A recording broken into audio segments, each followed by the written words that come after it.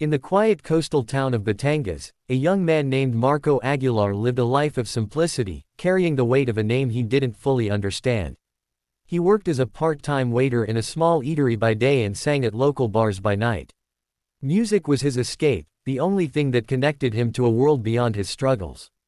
Every night, after the customers left, Marco would sit by the beach, strumming his old, scratched guitar, a gift from his late mother. She always told him he had a voice that could move mountains, a voice that carried a story yet untold.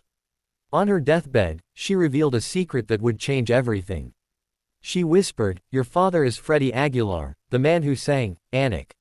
Marco froze. He had grown up hearing that song on old radios, never knowing that the man behind it was his blood. His mother smiled weakly and said, "You carry his soul, but your heart must find its own song." Those words burned into his mind like a tattoo on his heart. After she passed away, Marco spent years battling poverty, loneliness, and the constant question of whether he was good enough to carry the Aguilar name.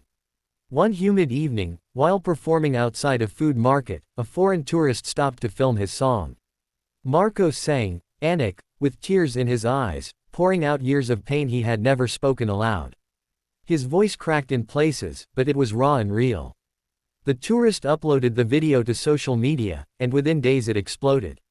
The video reached millions across the Philippines and the world, with people commenting, "He sounds just like Freddie Aguilar," and, "Who is this street singer with such soul?" One of those who saw the video was a talent scout from America's Got Talent 2025. The scout sent an email invitation, saying, "We would love for you to audition. The world needs to hear your story." Marco hesitated for days. He didn't have money, didn't know anyone in America, and didn't even have a passport. But something deep inside him told him that this was his chance to prove his worth, not as Freddie's son, but as his own artist. With help from local fans who raised money online, Marco secured a ticket and a passport. Before leaving, he knelt at his mother's grave, promising to honor her and the man whose music gave him life. With a borrowed guitar and one bag, he boarded a plane for the first time in his life, heading to Los Angeles with trembling hands and a heart full of dreams. When Marco stepped onto the stage of America's Got Talent, his legs shook. The bright lights were blinding, and the crowd seemed endless. Simon Cowell looked at him curiously as he introduced himself in a soft Filipino accent. "My name is Marco Aguilar," he said. Simon raised an eyebrow and asked, "Aguilar? As in Freddie Aguilar?" The audience went silent. Marco took a deep breath and said, "Yes, sir. He's my father, but he doesn't know me." A wave of murmurs swept through the theater. Simon leaned forward, clearly intrigued. Marco explained how he grew up without knowing his father but found peace through music. When Simon asked what he would sing, Marco said, "I'll sing, Anak, my father's song, for my mother." The music began, and Marco's deep, trembling voice filled the hall. It wasn't just singing, it was confession, pain, and love woven into every note. People in the audience began to cry, recognizing the sincerity in his tone. His voice carried the same haunting strength that made Freddie Aguilar a legend, yet it had something different, an innocence that made it his own. When the last note faded, the silence in the theater was almost holy. Then the audience rose to their feet, clapping and cheering with wild emotion. Simon stood up, his face unreadable, then looked at his fellow judges before slamming the golden buzzer. Golden confetti rained down like a dream as Marco fell to his knees, crying uncontrollably. The crowd chanted his name while Simon walked up to him and said, "You don't just sound like your father, you have his heart." That performance was history. Backstage, Marco hugged his guitar tightly, overwhelmed. The boy from the streets of Batangas had just stunned the world, not because of his famous last name, but because he sang with a soul that could not be denied. For the first time in his life, Marco felt that maybe, just maybe, he was where he was always meant to be. After Marco's golden buzzer performance, the internet exploded with excitement and curiosity. People around the world wanted to know who this quiet Filipino singer really was. News channels across the Philippines ran his story, showing clips of his tearful audition. Headlines read, "Freddie Aguilar's hidden son found," and "The blood of music flows again." Reporters camped outside Freddie Aguilar's home, eager for his reaction. At first, the iconic musician stayed silent, avoiding interviews and ignoring calls. He was a private man who had lived through decades of fame, controversy, and loss. But as days passed, the pressure grew. Eventually, he released a short video statement that shocked everyone. Sitting in front of his guitar, Freddie said softly, "If he truly is my son, then I see myself in him." He explained that many years ago, in the early days of his career, he had a relationship with a woman from Davao, a woman who loved music as much as he did. They lost touch when he began touring internationally. When he saw Marco's video, he said it was like looking into a mirror from the past. The resemblance, the tone, the emotion, it all brought back memories he had tried to forget. Meanwhile, Marco was overwhelmed by his sudden fame. He was invited to talk shows, newspapers, and interviews across America. Yet, despite the attention, he stayed humble. On one show, when asked if he wanted anything from Freddie, he answered quietly, "I just want him to hear me. I want him to know I'm not angry. I just want him to know I'm proud to carry his name." That honesty touched millions of hearts. Simon Cowell, who had grown fond of Marco, began to mentor him personally. Simon often said that Marco reminded him why music shows mattered. "It's not about fame," Simon said in one rehearsal. "It's about truth, and you, my friend, sing truth." As the semi-finals approached, Marco knew he couldn't just repeat, Anak. He needed to show who he was beyond his father's legacy. One night in his small hotel room, he wrote a song called, "Letter to My Father." It was a message of forgiveness, hope, and longing, a musical bridge between two lifetimes. Simon listened to it during rehearsal and said, "That's the one. That song will make people feel something they've never felt before." Marco nodded, nervous but ready. Deep down, he hoped his father might be watching. When the night of the semifinals arrived, the theater was packed to the brim, the air thick with anticipation. Marco walked onto the stage dressed in a traditional barong Tagalog. He looked calm but carried a storm in his eyes. The lights dimmed, and a single spotlight bathed him in gold. He whispered into the mic, "This song is for my father." Then, the first chords of "Letter to My Father" echoed across the hall. His voice was soft at first, like a confession. Every word carried years of silence and pain.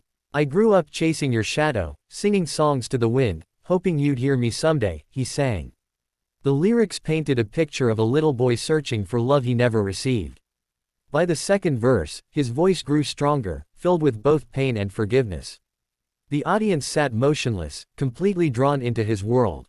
Even Simon, usually composed, was seen wiping his eyes. Sofia Vergara had tears streaming down her face, whispering, "That's his soul right there." When Marco sang the final line, "I forgive you, my father, and I hope you're proud of me," the entire theater erupted in applause. The audience stood, clapping and cheering, many crying openly. The judges gave him all standing ovations. Heidi Klum said, "That was more than a performance, that was a healing moment for millions." Howie Mandel said, "You just turned your pain into poetry." Simon looked at him and said softly, "You've done something very few can do, you've turned your life into art." Freddie Aguilar would be proud. Marco smiled shyly, tears glistening in his eyes.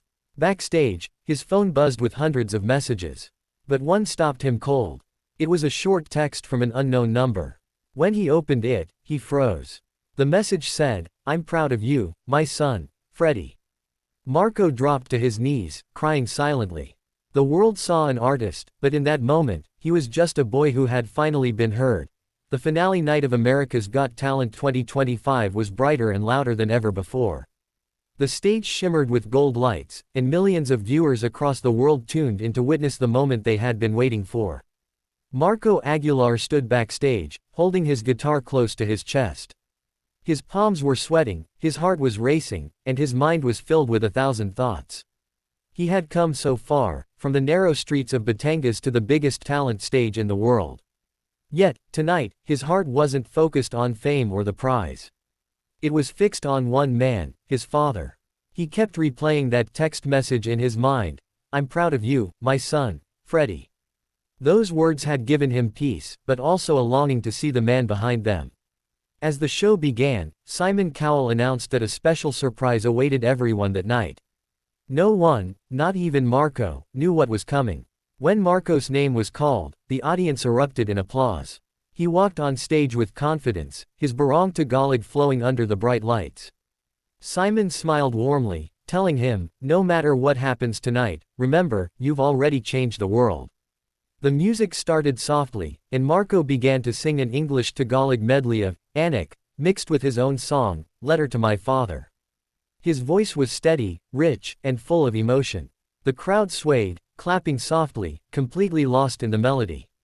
Then suddenly, in the middle of his performance, the lights dimmed.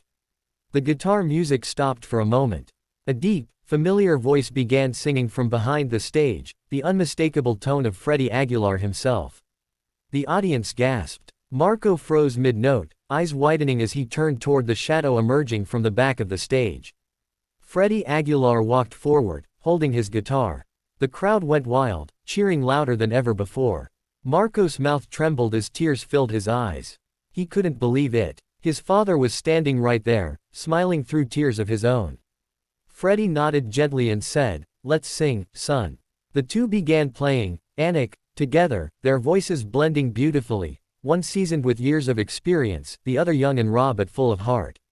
The father and son harmony created a moment that felt almost sacred. People in the audience cried openly, waving flags of the Philippines. Simon covered his mouth, whispering, "This is history." When the song ended, the theater shook with applause and cheers that seemed to last forever.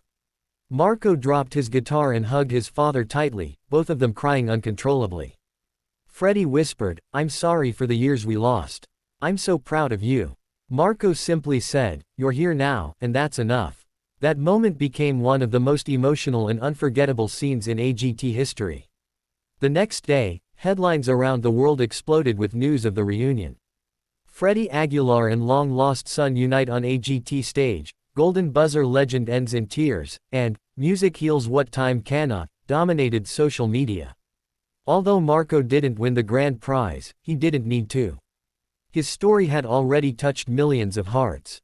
Simon Cowell personally announced that he would sign Marco to his label and help him produce an international album alongside his father. The two Aguilars stayed in Los Angeles for a while, recording their first song together titled Anak 2025, a modern remake that combined English and Tagalog lyrics. The song became an instant hit, topping streaming charts across Asia and America. Months later, father and son returned to the Philippines, greeted by crowds at the airport holding banners that read, "Welcome home, Aguilars." They performed together in a massive charity concert in Manila, raising funds for poor Filipino children who dreamed of becoming musicians. Marco launched a foundation called Anak Musica, dedicated to providing free instruments and training to young street performers. Freddie, now older and more reflective, often said in interviews, "I thought my story ended years ago, but my son gave it new life." Marco, humble as ever, would smile and reply, "I didn't find fame, I found my family." Simon Cowell later called their AGT journey one of the most powerful moments in the show's history, saying, "This wasn't just talent, it was destiny." Their story became a symbol of forgiveness, love, and the timeless bond between music and family. Marco continued to sing, carrying his father's legacy with pride but carving his own path with original songs that spoke of hope and healing.